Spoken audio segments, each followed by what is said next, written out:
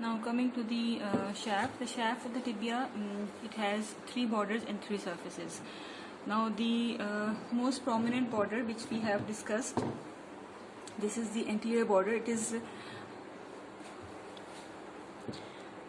S-shaped, as you can see, and it is running from the lower part of the tibial tuberosity and down up to the anterior margin of the medial malleolus. This is the medial malleolus, and इसके जो medial margin तक ये continue करता है.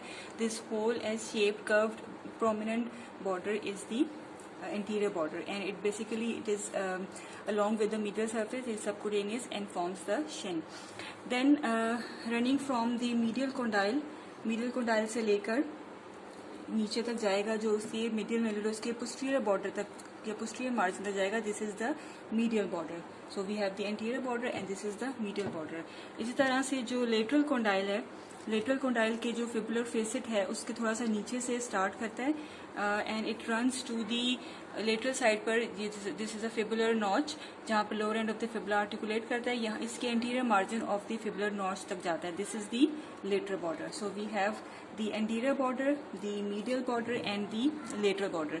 Now you know कि जहाँ भी दो long bones जो हैं वो आपस में एक साथ unite करती हैं, they have the borders facing each other, which is known as the introitious border.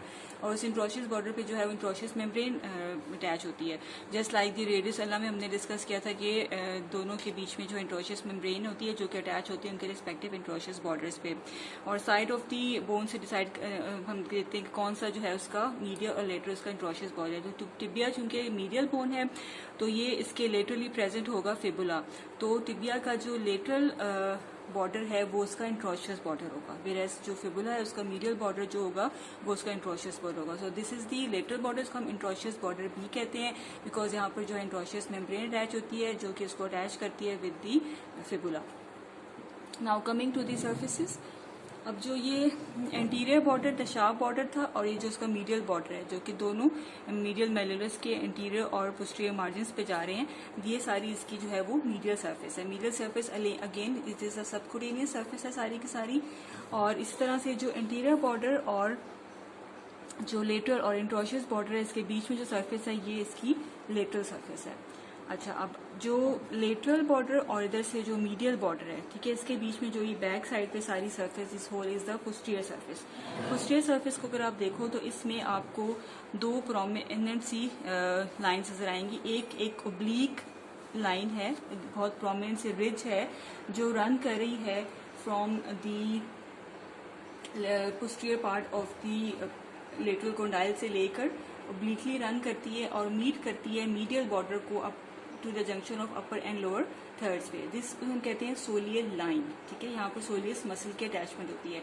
अभी सोलियल लाइन की वजह से जो पोस्टीरियर सरफेस है वो दो पार्ट्स में डिवाइड हो जाती है. ठीक है, एक इसका अपर पार्ट रफली ट्राइंगुलर है, ये वाला पार्ट, और इसका एक लोअर वर्टिकल पार्ट है.